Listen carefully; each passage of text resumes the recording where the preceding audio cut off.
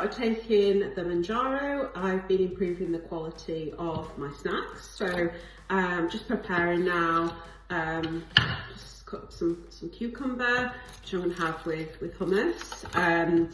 Also going to chop up some carrot, so I can have that as my evening snack, which is definitely an improvement to what it was before I started on this medication, which I would be tempted to kind of have more unhealthy snacks in the evenings, such as carb based, maybe crisps or chocolate or something like that.